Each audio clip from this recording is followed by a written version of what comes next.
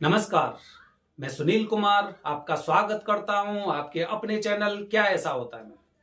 दोस्तों, पितरों के बारे में लोगों को जानकारी इतनी अलग अलग तरह से भर दी गई है कि वो खुद ही कंफ्यूज हो जाते हैं और उसी गुत्थी में उलझे रहते हैं कि आखिरकार मुझे क्या करना चाहिए। पितरों के बारे में ये ज्यादातर लोग जानते हैं, पंडित जी बता देंगे पितृदोष है, और जब छोटा सा बच्चा 20-22 साल का, 25-30 साल का अगर इस बात को सुनता है, वो गूगल पे सर्च करेगा पितरों का मतलब, वो समझेगा उसके पिताजी जी भी तो दादाजी हो गए, परबाबा हो गए, दादा हो गए, इन सब चीजों को, और फिर उनके निमित्त वो कुछ ना कुछ प्रयास करने लगता है जिससे पितृदोष खत्म हो जाए। ज्ञान की कमी, स्थिति घूम फिर कर ये आ जाती है कि जो सही करना चाहिए वो सही की बजाय गलत होने के रास्ते पर पहुंच जाते हैं। अधिकार, अधिकार किसे है? अगर राजा ने एक सेनापति नियुक्त कर दिया तो सेना को पूरा मैनेज करने का अधिकार उसका होता है, चाहे भले ही उस जैसी प्रतिभा किसी में हो, लेकिन फिर भी मैनेज करेगा वही। दिशा निर्देश सेनापति के चलेंगे। इसी तरह से दोस्तों, जो पितृदोष होता है, पितृदोष की पूजा तो हर इंसान को करनी चाहिए, जरूरी है, लेकिन पितरों का श्राद्ध, इसका अधिकार हर किसी को नहीं होता है। उदाहरण के लिए दोस्तों, घर में 5 भाई हैं या फिर 4 भाई मान के चलिए, 2 भाई मान के चलिए, 2 भाई हैं घर में, उनके पिताजी जीवित नहीं है।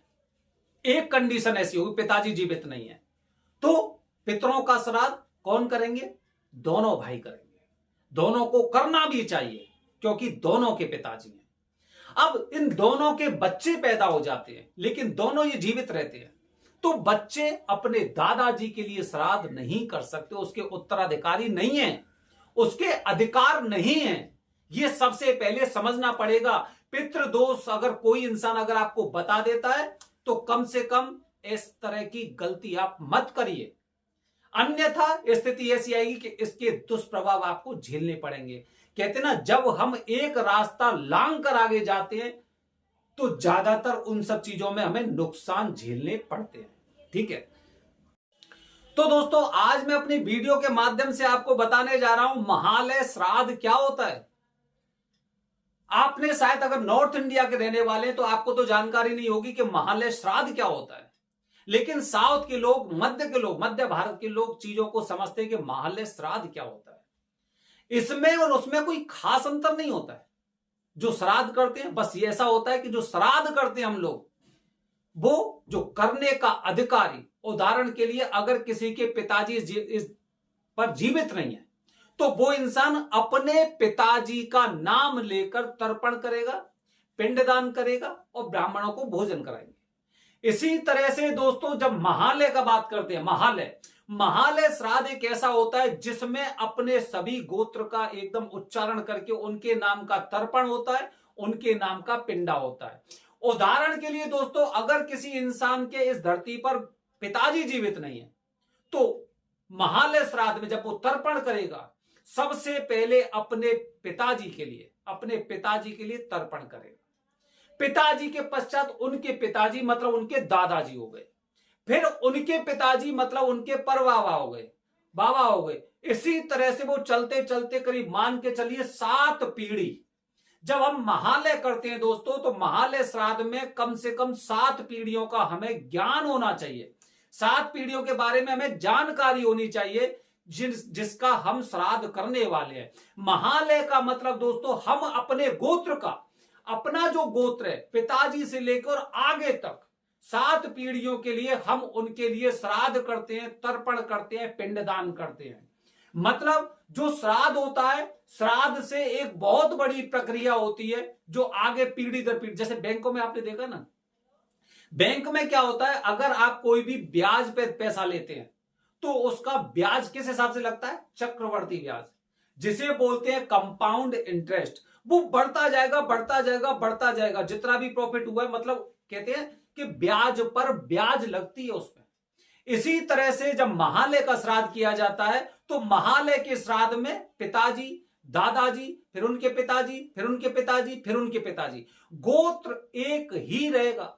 गोत्र एक ही होता है, अलग अलग गोत्र तो होगा नहीं भाई। अगर आपके दादाजी अगर पंडितों में कोई और भारद्वाज हैं, तो उनके बच्चे भी भारद्वाज होंगे, उनके बच्चे भी भारद्वाज होंगे, आप भी भारद्वाज होंगे, आपके बच्चे भी भारद्वाज होंगे, तो गोत्र तो बदलेगा नहीं, गोत्र नहीं बदलेगा। तो जब तर्पण किया जाता है तो उनका स्मरण करके, स्मरण कैसे करेंगे, गोत्र तो वही चलता आ रहा है, तो इसीलिए उनका नाम पता होना चाहिए। जब भी महालय श्राद्ध करने जाते हैं तो अपने 7 पीढ़ी के वंशज, उनका नाम आपको पता होना चाहिए, वो पता आपको रखना चाहिए, जिससे कि वो अपने नाम का तर्पण ग्रहण कर सकें, अपने नाम का पिंडा ले सकें, और उसी हिसाब से आपको पंडितों को भोजन कराना चाहिए, पंडितों को दक्षिणा देनी चाहिए। ठीक है, 7 पीढ़ी के लिए। तो इसमें ये थोड़ा सा एक विशेष पद्धति होती है जो महाराष्ट्र में, खासकर महाराष्ट्र में बहुत ज्यादा पॉपुलर है। हालांकि हमारे अगर उत्तर भारत की बात करते हैं तो उत्तर भारत वाले में जो पिता का वो होता है, तिथि होती है, उसी दिन सभी का नाम लेकर ये लोग श्राद्ध कर देते हैं, तर्पण कर देते हैं, पूजा करते हैं, वो घर पर ही होता है।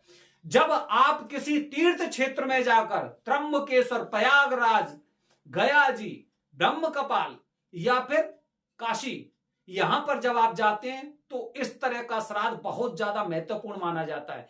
उज्जैन में सिद्धवट या फिर ये क्या बोलते हैं, नाम भूल गया है इसका, रामघाट, हाँ, उज्जैन में रामघाट या सिद्धवट, यहां पर भी इस तरह का महालय किया जाता है 7 पीढ़ियों के लिए।